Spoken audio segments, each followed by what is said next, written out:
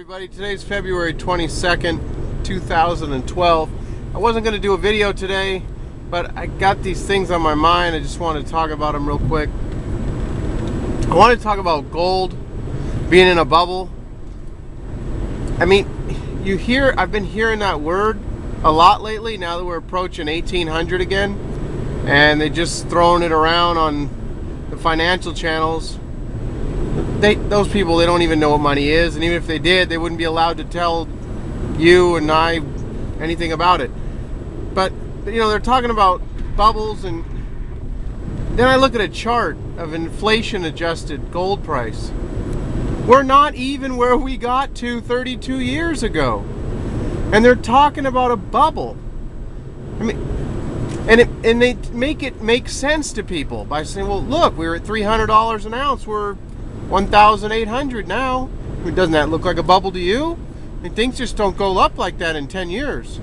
Well, I don't know what Apple was 10 years ago, but I think it's gone up several multiples.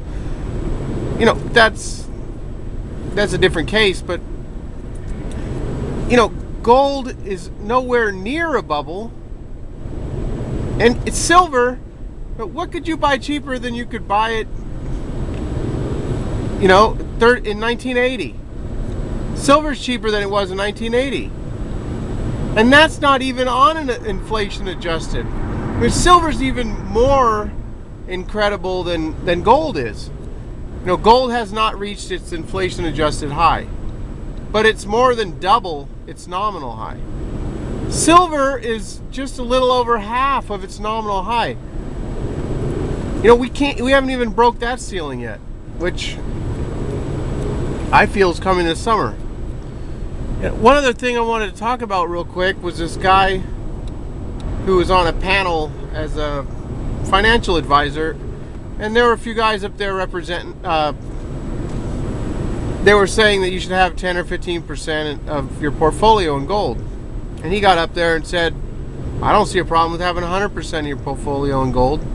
And he said a bunch of people were laughing in the audience, and he's thinking to himself, what is so funny about holding real money, holding your savings in cash, in real cash, not in paper nothings, in real money, proven and tested for thousands of years. Proven is the best form of real money.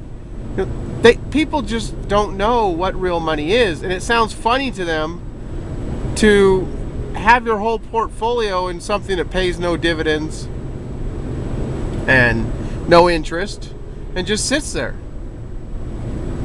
But what else can you have that 100 years from now you're still going to have?